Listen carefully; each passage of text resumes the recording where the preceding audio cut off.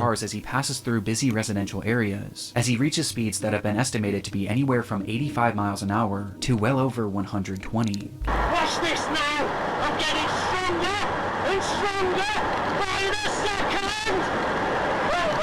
Woo-hoo! But somehow, despite countless close calls, every time he avoids collision. At least for the time being. He look at his face. Look at his face, bro. He knows some shit going wrong, bro. He know he about to fuck up.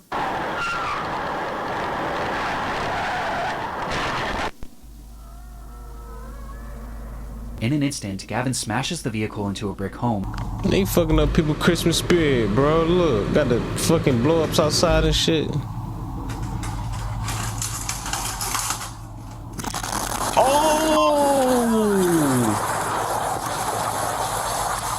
What the fuck? Yo, Mr. Yo, who are you to make you feel like the government is really on your ass like this, my boy? What you holding?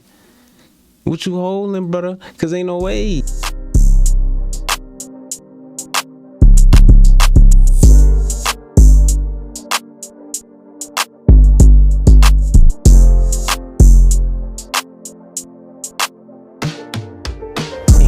Back itching.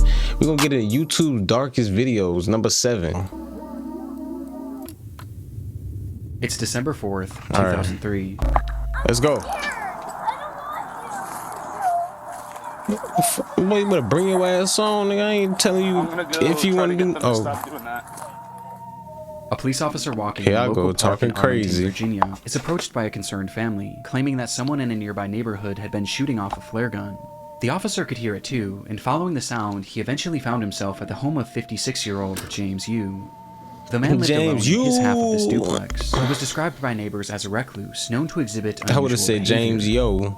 Across his social media, he made posts claiming that he was the victim of fraud at the hands of all sorts of government agencies, as he had a deep distrust of the US government as well as law enforcement, and he believed that numerous people were attempting to kill him, like his ex-wife, the FBI, and even his neighbors. His posts seemed entirely nonsensical, and so did many of his actions. In the months prior, he had covered up all of his windows with garbage bags and aluminum foil, and he even wrapped his trees in toilet paper. And though these actions are entirely harmless, on this day, things were becoming far more troubling. No, not the ad, bro. No, bro. No, bro. Not no ad, bro. Fucking up the flow, man. When police arrived at his home, you would be seen firing his flare gun out of his window and into the air, over and over again. And despite repeated attempts to get him to stop, Arlington County Police! He's stopping. Stop shooting the flares! Mr. Yu! he didn't let up, shooting 41 flares in the— Wait, aren't you only supposed to... Why you got so much flare ammo? Cause flare is only one shot, so he had to ping, load it up again, fat ping, load it up again, fat ping. That's just too much. That's ridiculous. Why the fuck do you have 41 flares, bro? Where do you think you're gonna be at for you to need them? In the span of just 25 minutes, and he did it all with no explanation. He's in fact, tweaking, he didn't bro. even say a single word. Understandably, police were eager to get Yu out of his home for questioning, as at this point it wasn't obvious whether or not he was a threat. And so for hours and hours they called out to him, first asking and then demanding that he exit his home. James. I mean, you kind of got to at that point, bro. You disturbing niggas for real. We have your building surrounded. But still, there was no response.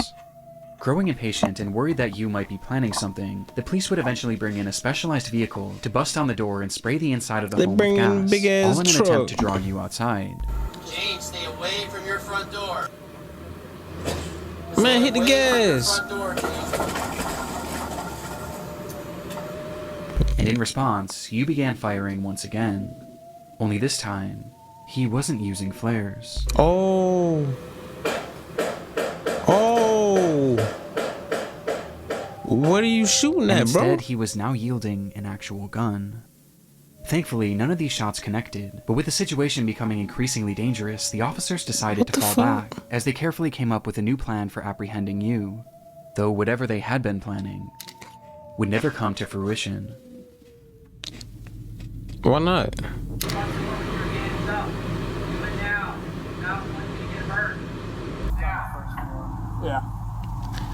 They fucking up people Christmas spirit, bro. Look, got the fucking blow ups outside and shit.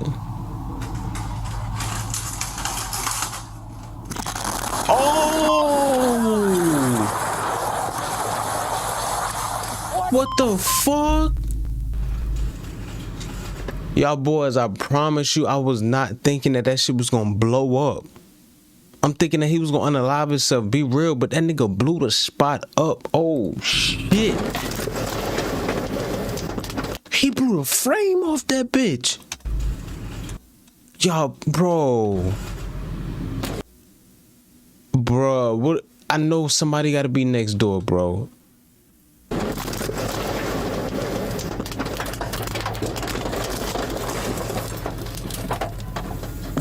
That's insane.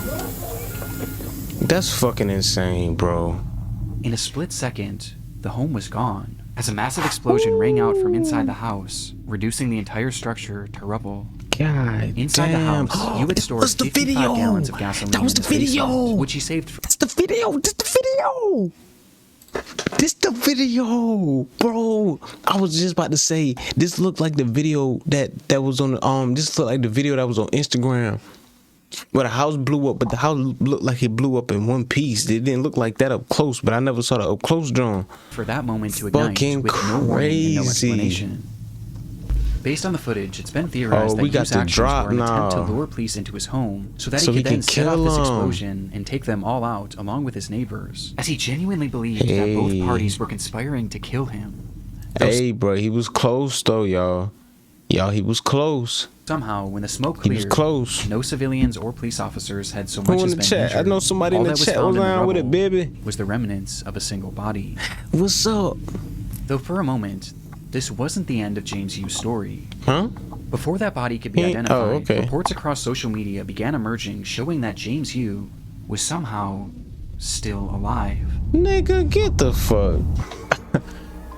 After the blast, It's obvious America convinced the world to litigate against me. Y'all are fucking pathetic. Insiders accessing my accounts, etc. My neighborhood. This nigga said neighborhood. My neighborhood is crawling with spies, with spies. Mr. and Mrs. Surveillance with Nebor.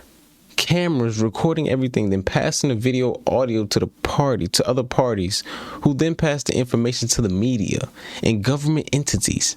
My mans, Mr. Yo, Mr. Yo, who are you to make you feel like the government is really on your ass like this, my boy? What you holding? What you holding, brother? Cause ain't no way. comments were being made on what appeared to You're be Yu's bugging. YouTube channel, where he stated that this whole thing was a cover-up and that he wasn't even inside the home when the standoff started. What? Which, looking back, we never actually see him, and we also never hear his voice. Numerous posts pointing out this development would go viral and cause mass That's confusion about the story, crazy. which was only heightened when it was revealed that the body inside that building That nigga was in Toop. fact James Yu. Though in the end, it wasn't really as mysterious as some originally thought. As it turns out, I was about to say he Tupac this shit, my nigga. heightened But they when it was found his revealed body, that the never body mind. inside that building was in fact James Yu. Though in the end, it wasn't really as mysterious as some Never originally mind, that thought. shit ain't had work out. As it turns out, the post showing these comments failed to realize that this wasn't actually Yu's account, and instead it had a completely different username, with the account likely having been created as nothing more than a hoax. To this day, though, there are some That that nigga still just believe found that this that was out? all It some took you sort that of long? massive cover-up. But in reality, it just seems that this was the result of a man gripped by crippling paranoia and loneliness, with it all coming to a head in what has gone on to become one of YouTube's darkest videos. Yeah, no lie. Like the story behind it makes it real dark though. Like the story itself without the history is just like, damn, I thought it was a meth lab. No cap. When I saw the video the first time, I'm like, oh yeah, them niggas was cooking up in the crib. They was cooking up in the suburbs, thinking that nobody was gonna know. Nobody was gonna know. Somebody fuck around, had the cigarette ash, blunt ash, boom, it was over. But definitely thought it was drugs because the big ass truck was trying to knock it in though. I didn't think it was a man shooting flares. Like, that's crazy. Let's go.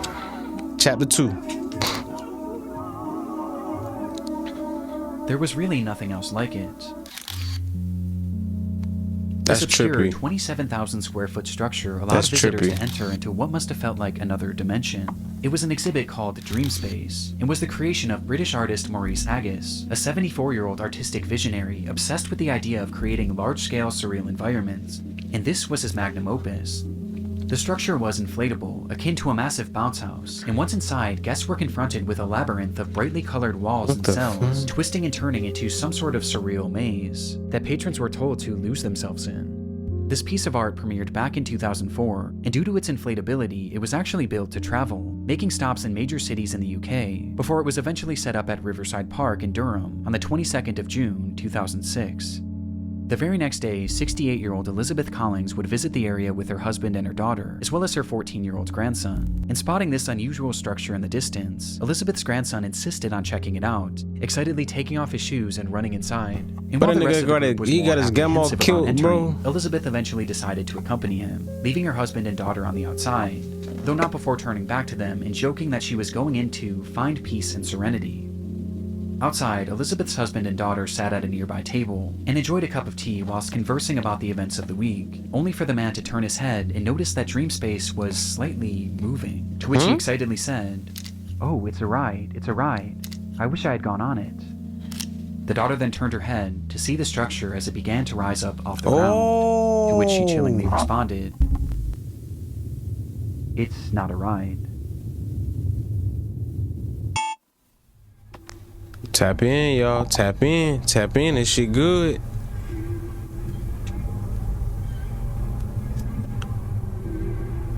Bruh.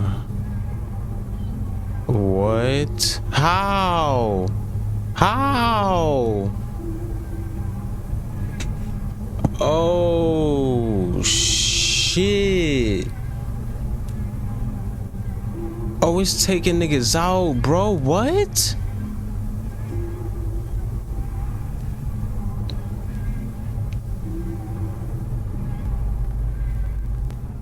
In that moment, Dream Space had snapped from its moorings and was blown into the air by a massive gust of wind. Agus just so happened to be standing at the entrance as it began to shift, and noticing what was happening, he grabbed on as he desperately tried to hold down his entire life's work, though clearly this was of no use. Damn. And after being lifted in the air, his grip failed, sending him falling back to the ground below, where he lay staring up at his creation that was now flying 30 feet above him.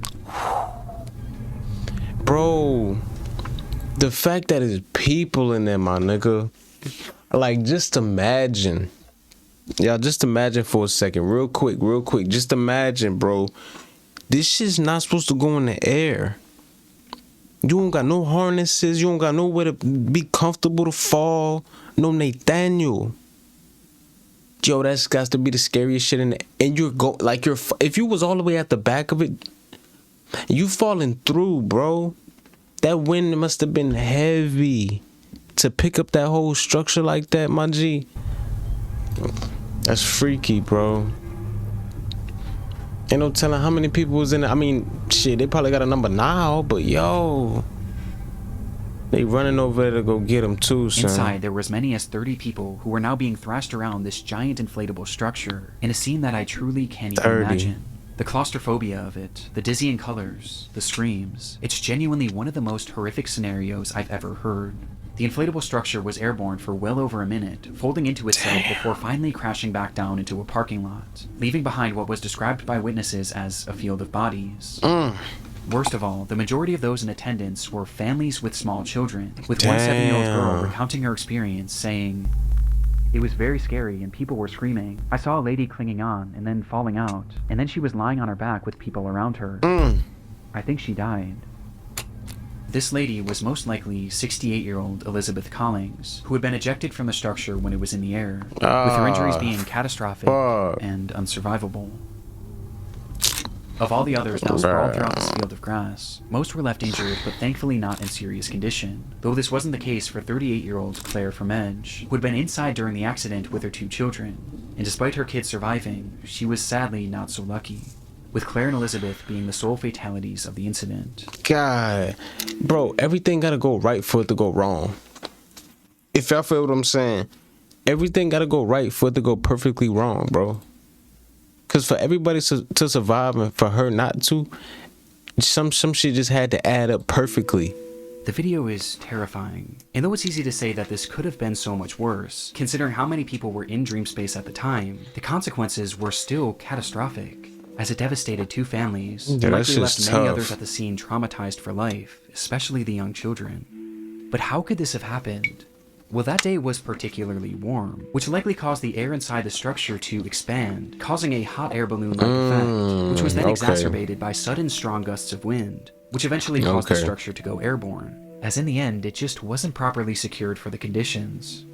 Soon after the incident, Maurice Agus was arrested for manslaughter, though he would ultimately only end up paying a small fine, as he vowed to never create a large work again. Yo, my man. Just a few years later, in 2009, Maurice Agus would pass away, with his legacy forever being defined by this devastating. I understand my man didn't take the right precautions to, you know, make sure people were safe, but yo, he probably had, somebody had to take the downfall for it, bro, and he made it, so yeah.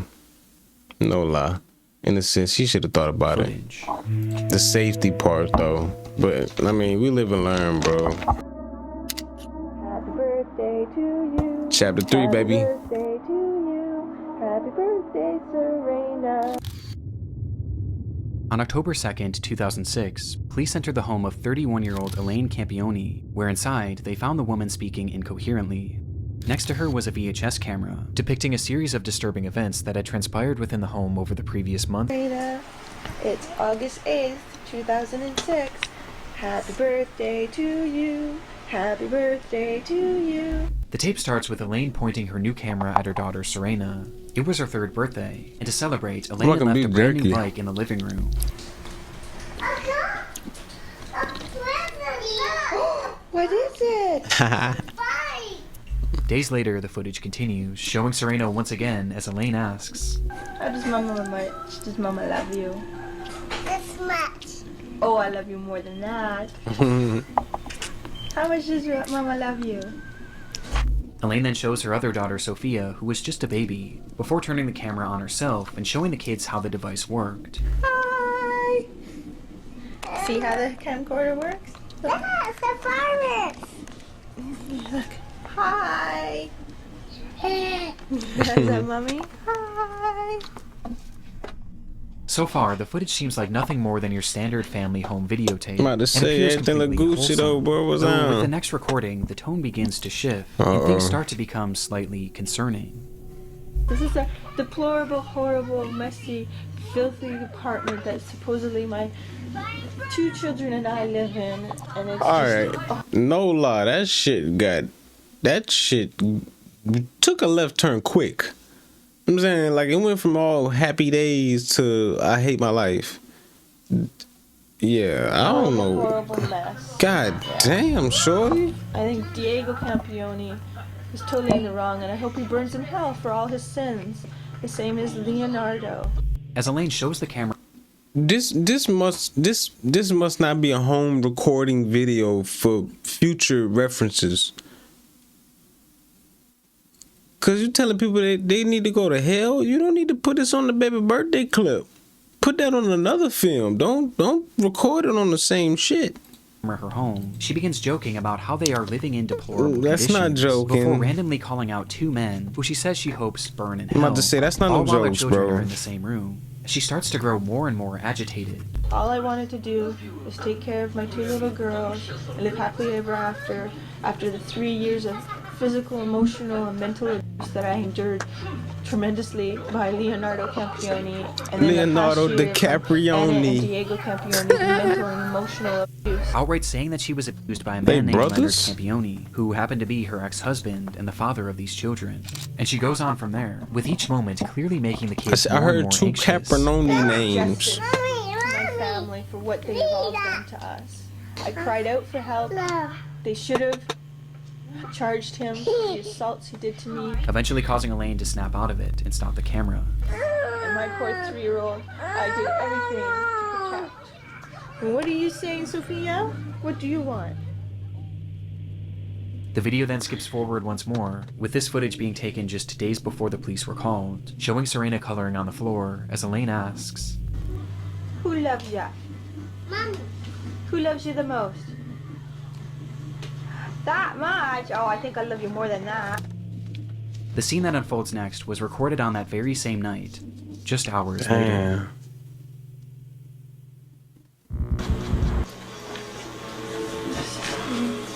Recording this because Leo there made it happy. Everything is gone. You wouldn't give peace. You wouldn't tell the truth. You didn't care about our babies. You didn't care about me. You care about yourself. All you did was hurt us. In the video, Elaine states that everything is gone, as she speaks to Leo directly, accusing him of having ruined their lives with his constant abuse. You are truly the devil. And I hate you. I hate you. I hate you. I hate you. I hate you. I hate you. And I want you to know how much I hate you. Disturbingly, the children were nowhere to be seen in this footage, They with Elaine better not eventually have been. addressing them by saying, God believes me. And God's taking care of them now. They're protected by God. Thank God. Thank you. Because there's no way I could have them with you. Nothing's good enough for you. It has to always be your way. Well, they're good. Then you can have it your way. Your wife and your daughters are dead now. We're all in heaven. Whoa. according to Elaine, not only were her children gone, but she was too. She stops the recording soon after. Despite saying this, the camera would actually start up one more time, where Elaine describes how she was still alive, despite having attempted to OD, which prompted her to call the police. When officers arrived at the home, both Serena and Sophia were found laying in her mother's bed, holding hands, and wrapped tightly in rosaries. What? Neither of them were alive. 2 nights prior, and directly before filming this message, Elaine had brought them both into the bathroom, as it was time for their nightly baths. And once in the tub, she told them to play a game, one where they would place their heads beneath the water and blow out bubbles. When they did this, Elaine held their heads down, and she didn't let go until she was certain they were gone. Nigga. This footage is some of the most disturbing that That's I've ever so seen, deep, as we get a bro. glimpse into Elaine's descent into madness, in the moments directly before she stole her children's lives. But all of this leaves one obvious question. Fuck no. Why? Well, it was No, bro. You don't do them babies like that, bro. You don't do them babies like that, bro. They don't have no decision in what you doing right now, my nigga. You can't kill them kids, bro. You did, but that's not right, man. That's fucked up, It's noted bro. during her investigation You shoulda that did the it to abuse she yourself, alleged from dog. her ex-husband Leo seemed to be very real and well documented over the years, leading to Leo not being able to see his children for over a year, with this causing the two to separate, which is when Elaine's mind began to deteriorate. Damn. She began believing that people were following her and were going to kill her, with this fear of people eventually shifting to a fear of aliens, as she claimed to have seen them on numerous occasions, believing they were following her. Because of this fear, she refused to let her children out of her sight, not even allowing her own parents to look after them, causing her to become so attached to these children that she genuinely began to believe that they were all one entity, which made things What? incredibly concerning when she became suicidal and eventually attempted to take her own life. Despite Leo's more than troubled history, he had supposedly turned his life around in the years leading to this footage, and was eventually allowed to start visiting the children on a limited capacity. And seeing the children and seeing the way their mother was behaving, he began to grow incredibly concerned, Shit, and eventually attempted to gain full I'm about custody. to say, that's why. And it was this bitter custody battle that seemed to be the ultimate factor that led to Elaine ending the lives of her children. God's taking care of them now. They're protected by God. Thank God. Thank you. Because there's no way I could have them with you. Elaine Campione would be That's just insane, because they definitely would have been in better condition with him than with your ass. Like, charged with 2 counts of murder and would eventually be sentenced to life in prison. thank you, justice and the judge. Appreciate that, my With the nigga. possibility of parole after 25 years. Today, she's held Lock in a her minimum up. security prison, Throw where away she's the free to key. leave once every weekend to attend church and other functions. Fuck him. Chapter 4.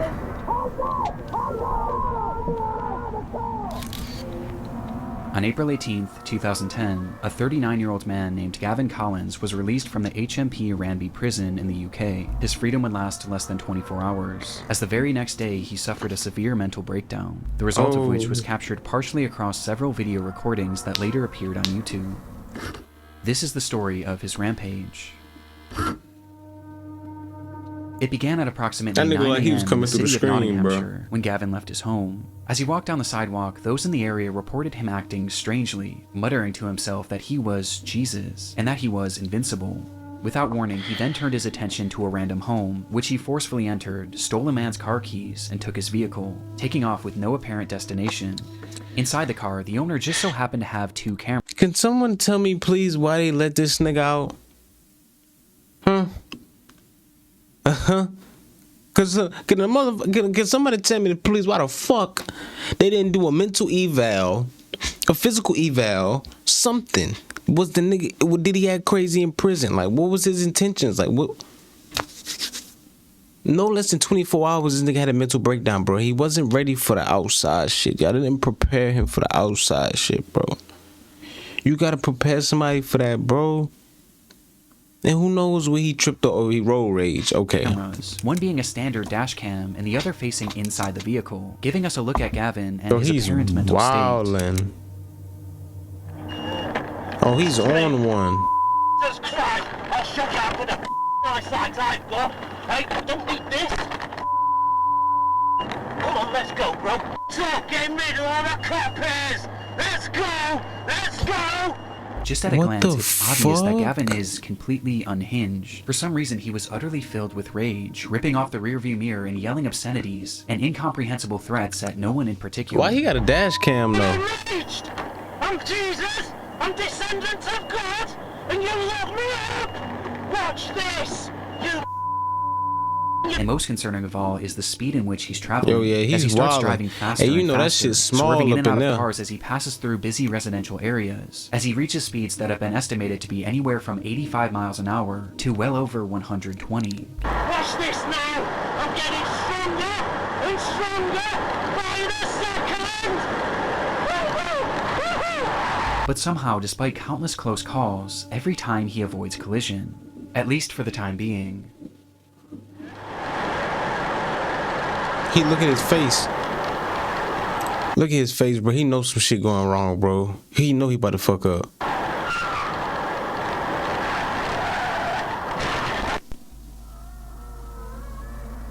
In an instant, Gavin smashes the vehicle into a brick home at full speed, with the impact being devastating. What the And yet somehow, fuck? through the destruction, Gavin was not only still alive, but completely unharmed, and also What? completely unfazed. He pulled himself from the wreckage and immediately turned his attention to a woman driving nearby, and within moments he had forced his way into the vehicle, and was behind the wheel once again, Oh, yeah, continuing that this nigga's on deranged driving drugs, spree, bro. until once again he crashed. And much like the initial collision, he survived, walking away unscathed before turning his attention to another random home. That's In wild. pursuit of stealing his third vehicle, he grabbed a nearby concrete slab and began to smash through the home's doors, bloodying his hand in the process, before eventually making entry. Inside were a mother and her 2 children, one of which was 5 years old, and the other wasn't even a year. Gavin approached Damn. the terrified family, yelling and demanding that the mother give up her car keys, telling her that he was Jesus, and that, "Because I am Jesus, I will kill you if you don't give me the keys." And without hesitation, she did as he said. Don't Gavin then harm the went to each member family, of bro. the family, and with his injured hand, he drew crosses on their forehead, out of his own blood, Okay. before taking off with his third Okay. stolen car. Yeah, get on through, bro. Just leave.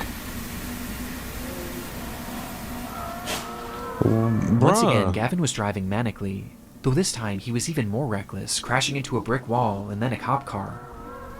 Oh, that's the Before setting his police. sights on the I'm like, pedestrian. bro, I forgot they got them last police cars, bro. I'm like, damn, bro, you hit that nigga, he ain't even do nothing to you, bro. I'm thinking that's like a delivery, man, nigga. That's the po-po. Oh, While speeding through a man. neighborhood, Gavin would see a man standing innocently near a bus stop, and for whatever reason, the sight of this man enraged him, causing Gavin to slam on the brakes and reverse the vehicle, stepping on the gas as hard as he could, and crashing directly into him, leaving him lying there with He devastating moved? injuries. Gavin quickly exited the vehicle and found the man lying motionless on the ground, prompting him to shout, "I've killed him. I've killed the devil." Minutes later, Gavin would crash Wow. yet another car into yet another home. Oh, Though this wow. time, the Hey, no lie, my folks in UK, man, y'all need to get some new cars or some better cars, bro, cause them little Prius y'all got, that shit ain't cutting it. It ain't gonna cut it, bro. Cause y'all need like 6, 7, y'all need the whole fucking brigade y'all need to clear everything. Y'all need to use all y'all cars to go get a nigga and pin him. Like, I need 5-6 cars to trap a nigga. In the US, bro, we pit maneuver, get out the whip, pang pang. I'm saying, y'all don't got no pistols neither. Y'all just got tasers. Tasers and batons. Stop stopping Nathaniel.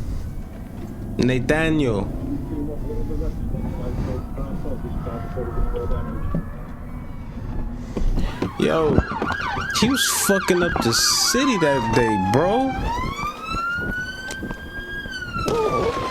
Or to my dad. Look, Taser, what I just say? What the fuck I just say, bro? This nigga done killed. Did he kill somebody today? I think he did. I think he did catch a body. This nigga he done GTA buku cars. He done injured buku people. You know what I'm saying? And y'all gonna pull out a taser on his ass. Right. Am I tripping? Let me know. Y'all let me know if I'm tripping. Cause I'm not doing no talking. I'm not saying get out the car, no, none of that, nigga. You've already did your damage, bro. You already had your fun. You know what I'm saying? I'm saying get the fuck out the whip one time. You ain't getting the fuck out the whip. I'm starting airing shit out, bro. Cause what do we need to talk for? We either gonna take him to jail or we either gonna smoke him out. I don't feel like smoking a nigga out right now. You know what I'm saying? There's no reason why this nigga should just get the tase him. Tase the fuck out him, bro. Pop him. Finally bringing his disturbed driving spree to an end. Bruh, the man that Gavin had struck was 87-year-old Terry Radford, a retired teacher whose injuries were catastrophic, with the man passing away soon after. According to his family, Terry was an incredible grandfather. I would have put the prongs right in his head. I would have drove that bitch. The footage is genuinely horrifying, but what's most shocking of all is the fact that any of this was even allowed to happen. As stated previously, this was Gavin's very first day out of prison, and based on the behavior he exhibited whilst in prison, he really should have never been released. That's Gavin what I'm was granted an early saying, release in bro. March Like, of why the fuck y'all let that nigga go? Burglary. But just as he was set to be freed, it was discovered that he had submitted an adulterated drug test, which caused his case to be re-examined and resulted in his release being postponed. In response, Gavin lost his mind. Later that month, he assaulted a prison guard before spraying him with an unknown liquid that contained bleach, before proceeding to set his cell on fire and attacking another officer with a piece of wood. Due to his actions, Gavin was placed into an isolated cell, where less than a week later, he started yet. Like I said from the beginning, can someone please tell me who let this nigga the fuck out and we putting him in the pen, bro? There's no reason why this man should have got out. Y'all saw his record prior, while he was in jail. Y'all thought it was going to be smooth and easy and nice going when he got out in the free world. Yet another fire, and when an officer entered his cell to put it out, Gavin struck them in the head and pulled out a plastic knife, threatening to slash him, stating that it would be a thrill to kill him. This nigga, bro, Gavin's he just don't stop, clearly bro. hadn't rehabilitated him. In fact, it seemed to have made him more violent than ever before, and more mentally disturbed. Though shockingly, despite all of these additional crimes, Colin's release would go on to be approved less than 2 weeks later, with Gavin being set free on April 18th, and within just 24 hours, Terry Radford would be brutally killed. Gavin was sentenced to 21 years in prison, and during his trial it was revealed that no drugs were found in his system, and instead this all seemed to be the result of some sort of psychotic episode that just so happened to be captured on camera in one of YouTube's darkest videos. Yo, that's tough that nigga, I ain't gonna lie, I thought he was off the drugs. I honestly thought he was off the drugs for a second, but obviously not, bro. That's insane. Who can save from the sunken place? That's sick. That's sick as fuck, bro. Yeah, man. Shout out that nigga Trav, cause yeah. I already said what I had to say about that. I don't think that's a crazy idea. That's a crazy idea, bro.